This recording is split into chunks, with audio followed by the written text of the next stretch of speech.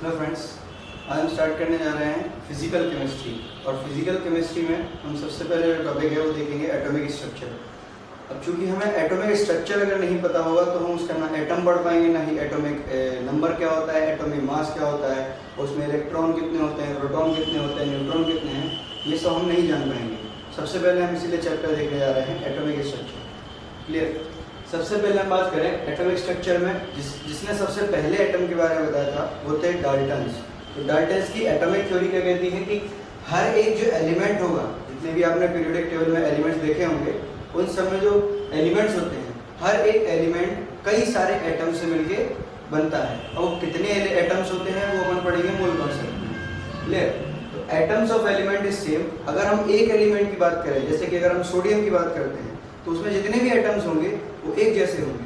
But अगर हम दूसरे एलिमेंट की बात करें मैग्नीशियम के, तो जो मैग्नीशियम के एटम्स होंगे उनके एटम से डिफरेंट होंगे। क्यों होंगे डिफरेंट? क्योंकि इसमें कुछ इलेक्ट्रॉन्स हैं और इसमें अलग इलेक्ट्रॉन्स हैं, इसलिए उन दोनों के एटम्स होंगे अलग होंगे। नेक्स्ट है कि जो भी केमिकल रिएक्शन होती है, तो हर एक केमिकल रिएक्शन में एलिमेंट का कौन सा वाला पार्ट रोल करता है? Play atoms. एटम्स ही रिएक्शन करते हैं, क्योंकि एटम से छोटा कुछ भी नहीं है। Next atomic models. इन्होंने तो सिर्फ इतना बताया कि एटम्स होता क्या है, बट एक्चुअली वो एटम्स दिखता कैसा है, उसके अंदर क्या क्या है, वो सब बताया एटॉमिक मॉडल्स के जरिए। पहला एटॉमिक मॉडल था जो थॉमसन ने दिया था, उसका नाम है थॉमसन एटॉमिक मॉडल।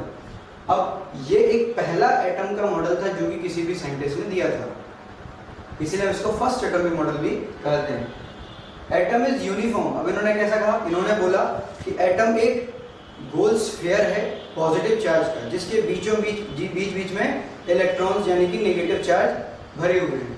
जैसे कि वाटरमेलन मॉडल इन्होंने दूसरा उसका नाम दिया। वाटरमेलन में जैसे ये एक स्फीयर है, अगर हम इसको पूरा पॉजिटिव चार्ज माने तो इसमें बीच में जो इसके बीज होंगे, जैसे कि वाटरमेलन में होते हैं, वो इनको क्या बोलेंगे? इलेक्ट्रॉन्स कहेंगे। तो ये इलेक्ट्रॉन्स है नेगेटिव चार्ज, और ये पूरा क्या है? पॉजिटिव चार्ज का स्फीयर है। ये इन्होंने बताया था थॉमसन ने। अब ये जो एटॉमिक मॉडल है, इन्होंने बोला कि ये इलेक्ट्रॉन जो है रुके हुए हैं, मतलब एक स्टैटिक मॉडल है। स्टैटिक मतलब थमा हुआ। अब चूंकि स्टैटिक मॉडल है, जबकि आज हम जानते हैं कि इलेक्ट्रॉन्स न्यूक्लियस के अराउंड घूमते हैं, इसीलिए इस मॉडल को रिजेक्ट कर दिया गया। वो इसका ड्रॉबैक होगा। It is a static model, इसीलिए हम इसको रिजेक्ट कर दिया गया। Next point, couldn't explain the stability of atom। Atoms stable कैसे होते हैं, ये भी ये मॉडल जो है नहीं बता पाया, इसीलिए भी इसको रिजेक्ट कर दिया गया। इसके बाद एक और साइंटिस्ट था जिनका नाम था रदरफोर्ड। रदरफोर्ड ने अपना मॉडल दिया, रदरफोर्ड एटॉमिक मॉडल।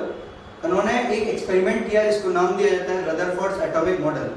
अब चूंकि ये मैं आपको छोटा सा व्यू बता रहा हूँ, आपको जो मेन काम करना है, जितना भी मैं टॉपिक आपको यहाँ पे पढ़ाऊंगा वो टॉपिक आपको अपनी एनसीईआरटी बुक से देखना है।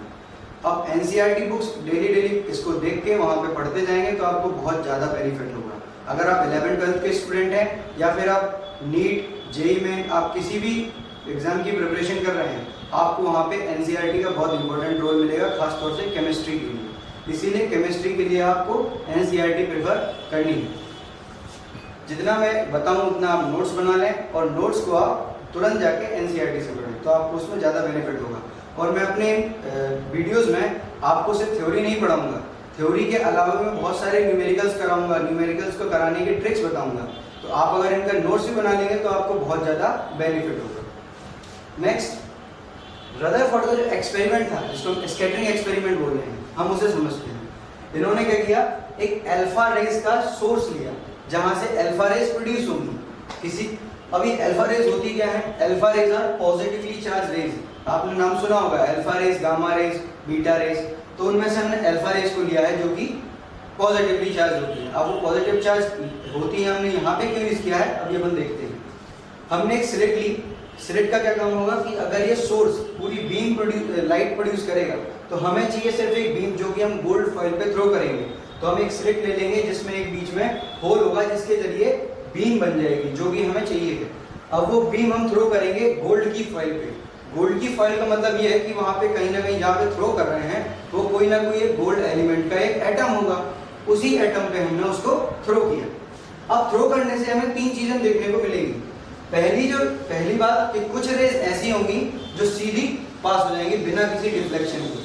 दूसरी जो रेज होंगी वो टकरा के वापस आ जाएंगी, रिपल्शन होगी, और तीसरी जो रेज होंगी वो वहीं पे रुक जाएंगी। यानी कि हमें 3 फेनोमेना देखने को मिलेंगे।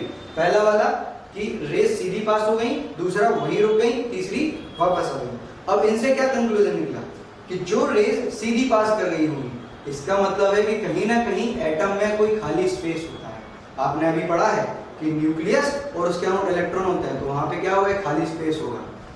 नेक्स्ट, लेकिन वो हमने अभी पढ़ा है, पहले नहीं डिस्कवर था, तो ये डिस्कवरी इसी एक्सपेरिमेंट के द्वारा की गई थी। दूसरी, जो रेज डिफ्लेक्ट होकर वापस आ गई, या तो उसी पाथ पे आई होंगी या फिर टकरा के किसी दूसरे एंगल पे रिफ्लेक्ट हो गई होंगी। तो वो कैसे होगा, अगर वहां पे कोई पॉजिटिव चार्ज होगा, क्योंकि इसमें भी पॉजिटिव चार्ज है और पॉजिटिव के बीच में रिपल्शन होता है। अगर वहां पे कोई पॉजिटिव चार्ज होगा तभी तो वहां से कोई चीज रिपल्शन हुई, इसका मतलब है कि वहां पे कोई ना कोई पॉजिटिव चार्ज का स्फीयर होगा। इसी से ये डिस्कवरी हुई कि atom consist positively charge nucleus in which neutrons and protons are present. Nucleus में न्यूट्रॉन और प्रोटॉन दोनों होते हैं, बट चूंकि न्यूट्रॉन पे कोई भी चार्ज नहीं होता, प्रोटॉन पे पॉजिटिव चार्ज होता है, इसीलिए हम न्यूक्लियस को पूरा पॉजिटिवली चार्ज बोल रहे हैं। क्लियर। और हम न्यूट्रॉन और प्रोटॉन को कलेक्टिवली न्यूट्रॉन्स कहते हैं। अब मैंने यहाँ पे एक और चीज नहीं लिख पाया हूँ, वो आप लिख सकते हैं कि ये जो एटम, कोई भी एटम होता है, उस एटम का जो एटॉमिक वेट है वो पूरा का पूरा number of neutrons plus protons पर डिपेंड करता है। वो क्यों? क्योंकि इलेक्ट्रॉन तो घूमते हैं और घूमते हुए हम उसका जो वेट है वो फाइंड नहीं कर सकते, उसका हमें स्टैटिक वेट चाहिए होता है। हम किसी एटम की बात करेंगे तो एटम का जो पूरा का पूरा वेट होता है, atomic weight, number of neutrons plus proton पर डिपेंड करता है। वो भी अपन अभी आगे देखेंगे। क्लियर। तो ये था इसका स्कैटरिंग एक्सपेरिमेंट। इस एटॉमिक मॉडल को भी रिजेक्ट कर दिया गया। क्यों रिजेक्ट किया? क्योंकि इन्होंने ये नहीं बताया था कि एनर्जी, कभी भी कोई इलेक्ट्रॉन बाहर से अंदर आए, बाहर से अंदर इन द सेंस कि एटॉमिक ऑर्बिट में, अब कई सारे ऑर्बिट होते हैं वो भी हम देखेंगे, बाहर वाले ऑर्बिट से अंदर वाले ऑर्बिट में अगर कोई इलेक्ट्रॉन आता है तो एनर्जी रिलीज करता है और एक स्पेक्ट्रम बनाता है। हम स्पेक्ट्रम भी बहुत अच्छे से पढ़ेंगे। अब वो लाइन स्पेक्ट्रम जो होता है वो कंटिन्यूअस होता है या डिसकंटिन्यूअस होता है, इसके बारे में इन्होंने कोई भी जानकारी अच्छे से नहीं दी, और ये स्टेबिलिटी ऑफ एटम भी अच्छे से डिफाइन नहीं कर पाया, इसीलिए इस वाले मॉडल को भी रिजेक्ट कर दिया गया। अच्छा, अब हम और इन्होंने और क्या एक डेराइव किया फॉर्मूला कि जो रेडियस होगी एटम की वो डायरेक्टली प्रोपोर्शनल होगी a की पावर 1/3। अब a क्या होता है? a is the atomic mass of the element. उस एटम का, उस एलिमेंट का एटॉमिक मास होगा, उस एटॉमिक मास का 1/3 पावर पे हम डायरेक्टली प्रोपोर्शनल करते हैं किसको? रेडियस को। क्लियर। अगर मान लीजिए डायरेक्टली प्रोपोर्शनल नहीं चाहिए, हमें डायरेक्ट किसी भी एटम की हमें एटॉमिक मास पता है तो हम उसकी रेडियस पता करने को बोला है, तो हम क्या करेंगे? Radius is equal to 1.33 into 10 की पावर -13 इंटू a की पावर 1/3 सेंटीमीटर। मतलब अगर किसी का भी एटॉमिक वेट पता है तो हम यहाँ पर a की पावर 1/3 रख के उसको सॉल्व कर सकते हैं। हम दोनों ही फॉर्मूले से डेराइव करते हैं कि किस टाइप के क्वेश्चन बन सकते हैं।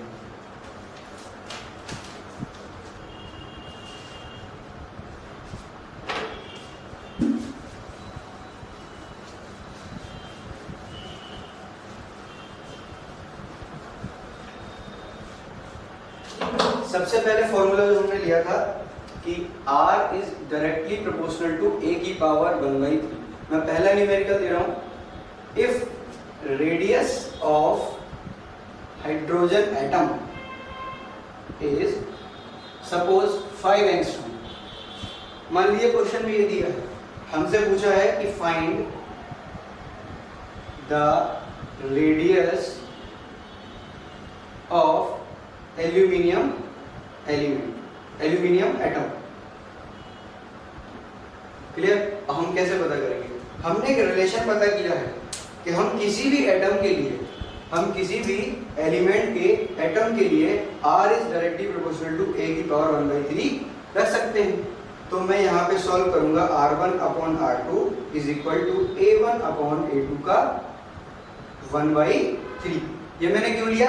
क्योंकि किसी हाइड्रोजन एटम ले लो चाहे एल्यूमिनियम का एटम ले लो, उन दोनों एलिमेंट एटम के लिए ये वाला फॉर्मूला वैलिड है।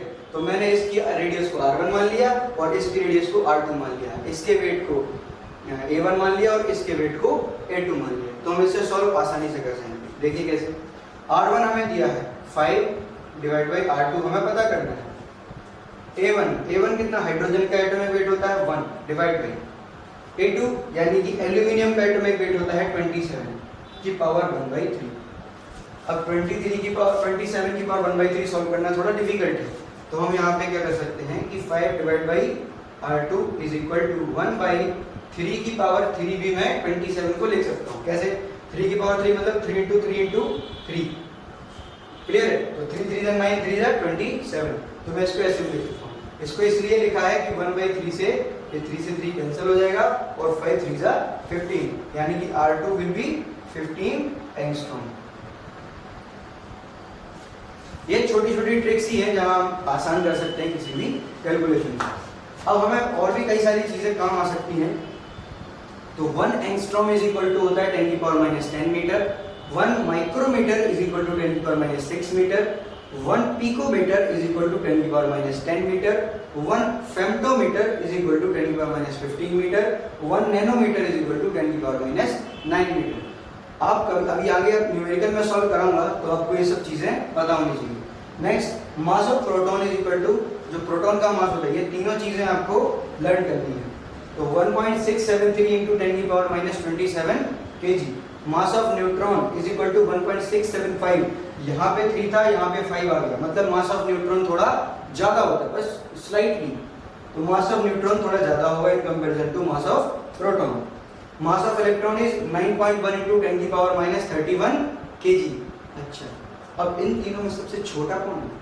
मास ऑफ इलेक्ट्रॉन, यानी कि इलेक्ट्रॉन का जो वेट होता है वो सबसे कम होता है, सबसे लाइट वेट होता है।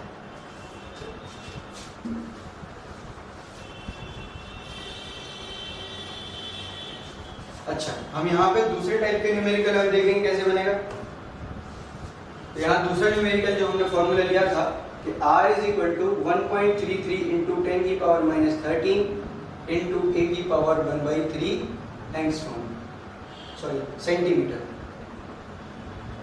अच्छा, अगर मैं क्वेश्चन लूं कि find the radius of aluminium atom. Aluminium atom का कुछ भी नहीं दिया आपको, सिर्फ बोला है कि एल्यूमिनियम एटम की रेडियस बताइए। तो हमें क्या लगाना पड़ेगा? चूंकि हमें एल्यूमिनियम का वेट पता है 27 है ना, अब 27 पता है तो हम डायरेक्टली इसको यहाँ पे फॉर्मूले में रख सकते हैं 1.33 into 10 की पावर -13 into a, यानी कि 27 की पावर 1/3 सेंटीमीटर। हम इसको सॉल्व कर लेंगे 1.33 into 10 की पावर -13 into वही 3 की पावर 3 into 1/3। अब आपको लग रहा होगा कि मैं सिर्फ एल्यूमिनियम के लिए रहा, क्योंकि जब आप कोई भी एक कॉम्पिटिटिव एग्जाम देखते हैं तो कॉम्पिटिटिव एग्जाम में वहाँ आपको कैलकुलेशन नहीं करवाते, क्योंकि वहाँ पे इतना टाइम नहीं होता। वहाँ पे सिर्फ आपको ये आना चाहिए कि हमें जो क्वेश्चन दिया है उसमें हमें कौन सा कॉन्सेप्ट अप्लाई करना है, हमें कौन सी ट्रिक अप्लाई करनी है, और हमारी जो कैलकुलेशन है वो थोड़ी सी फास्टर होनी चाहिए। एक्यूरेट थोड़ा ना भी हो तो भी चलेगा अगर कॉम्पिटिटिव एग्जाम है। तो अगर आप 11th-12th के हैं तो आप यहाँ पे कैलकुलेशन ज़्यादा जरूरी है, क्योंकि कॉम्पिटिटिव एग्जाम में हमें वहाँ पे इतना समय नहीं मिलता कि हम इतनी लंबी चौड़ी कैलकुलेशन करें। इसीलिए हमें यहाँ पे ट्रिक्स, और वहाँ पे हमसे ऐसे ही सवाल पूछे जाते हैं जहाँ आपको पता हो कि हमें इस 27 को इस तरीके से लिखना है तभी सॉल्व होगा। तो अगर आपको ये ट्रिक्स पता होंगी तभी आप वहाँ पे सॉल्व कर पाएंगे। क्लियर? अच्छा, अब मैं ये इतने प्रकार के जो है बन सकते हैं। अब कैलकुलेशन ये आपका काम है, मैं आपको ट्रिक्स बताऊंगा, न्यूमेरिकल्स बताऊंगा, बाकी आपको लगाना, आपको पढ़ना, आपको रिवीजन करना, ये सब आपका काम है। क्लियर? अब हम पढ़ेंगे बहुत ही बेसिक कॉन्सेप्ट। सबसे बेसिक एटॉमिक नंबर।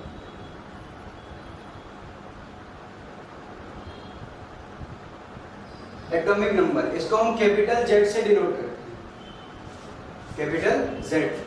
अच्छा, किसी भी न्यूट्रल के लिए, एलिमेंट के लिए, for a neutral element, neutral element मतलब जिस पे कोई भी चार्ज ना हो, जैसे कि सोडियम, सिर्फ सोडियम लिखा है, मैग्नीशियम सिर्फ मैग्नीशियम लिखा है, एल्यूमिनियम सिर्फ एल्यूमिनियम लिखा है, सिर्फ नॉर्मल एलिमेंट लिखे हो, कोई चार्ज ना हो, तो वो क्या होते हैं? न्यूट्रल एलिमेंट्स होते हैं। अच्छा, किसी भी न्यूट्रल एलिमेंट के लिए, सोडियम, मैग्नीशियम, एल्यूमिनियम, इन तीनों के लिए क्योंकि ये न्यूट्रल है, electron is equal to proton.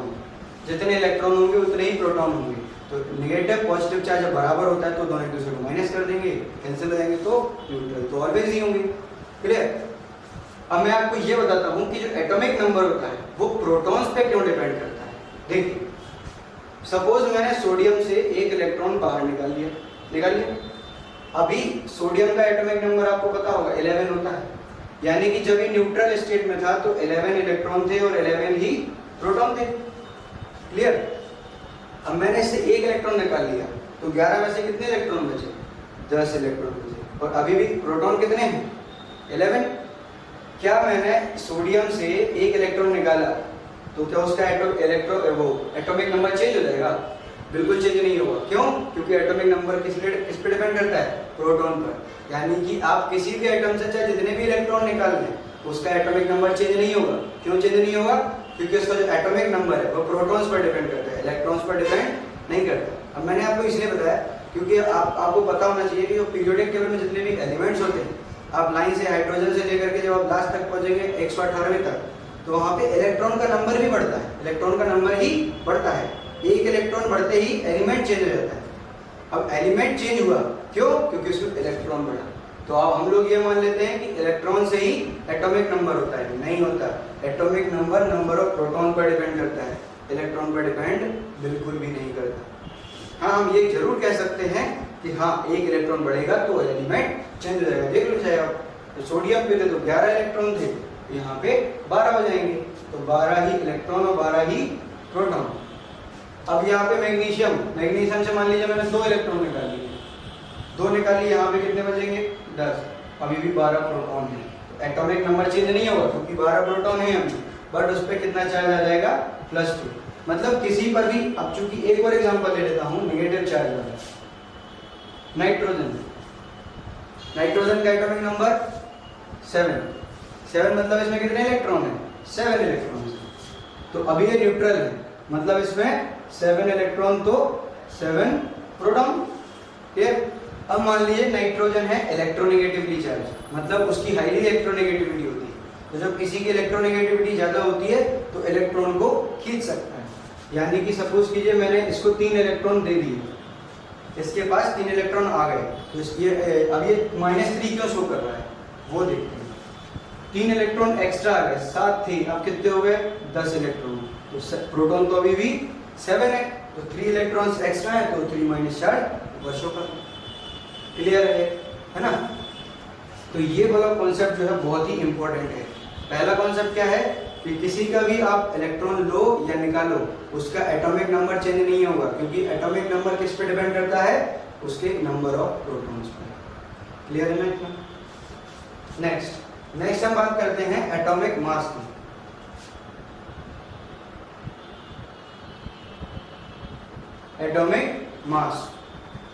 Atomic mass को हम कैपिटल ए से डिनोट करते हैं। Atomic mass capital A. अब मैंने बोला था, रदरफोर्ड ने क्या बताया था कि किसी का भी एटम हो, कोई भी एटम होगा, उसका जो एटॉमिक वेट होगा किस पे डिपेंड करेगा? उसके एटॉमिक मास पे। अब चूंकि एटॉमिक मास हम कैसे देखते हैं? न्यूट्रॉन प्लस प्रोटॉन, ये कहाँ होते हैं? न्यूक्लियस में। अच्छा, अब एक बात देखिए, न्यूट्रॉन्स कैसे पता करते हैं? प्रोटॉन तो पता चल जाएंगे, न्यूट्रॉन कैसे निकालते हैं? सपोज मैं मैग्नीशियम की बात कर रहा हूँ, ठीक है, तो अब इसमें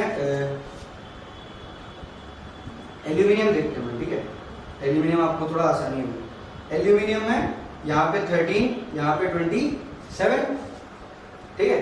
अब यहाँ पे नंबर ऑफ न्यूट्रॉन कैसे निकालेंगे? न्यूट्रॉन देखिए, ये 13 क्या है? चूंकि अभी इसमें कोई भी चार्ज नहीं है, मतलब electron is equal to proton, electron proton के बराबर है। और अभी अपन ने क्या इसका एटॉमिक नंबर, एटॉमिक मास पता है कितना होता है? 27। तो 27 is equal to atomic mass is equal to neutron plus proton. अभी ये न्यूट्रल स्टेट में है, तो न्यूट्रल स्टेट में 13 इलेक्ट्रॉन 13 प्रोटॉन, तो प्रोटॉन पता चल गया हमें, 27 पहले से पता है, न्यूट्रॉन प्लस 13, 7 में से 3 गए, नंबर ऑफ न्यूट्रॉन्स कितना आ जाएगा? 40। क्लियर है? तो आज मैंने आपको जितना भी पढ़ाया आप इसको तुरंत जाके अपनी NCERT से पढ़ें या आप डेली करेंगे। मैं पूरी कोशिश करूँगा क्योंकि मेरे पास अभी अपने को पूरे केमिस्ट्री के वीडियोस बनाने हैं, तो हम आपको डेली एक वीडियो शेयर करेंगे। आप उसमें पढ़िएगा, NCERT से पढ़ें और अपने नोट्स बनाते जाएं। ये आपके जो नोट्स होंगे, या चाहे आप AIEEE का यानी JEE एडवांस या मेन दोनों की तैयारी करो तो भी आपके काम आएंगे। आप नीट की तैयारी कर रहे हो तो उसके लिए भी होंगे, एम्स की कर रहे हो तो उसके लिए भी, और चाहे आप किसी भी कॉम्पिटिटिव एग्जाम जो 12th के बेस पर आता है जिसमें केमिस्ट्री आती है, उस सब के लिए आप इसको यूज़ कर सकते हैं। Thank you so much.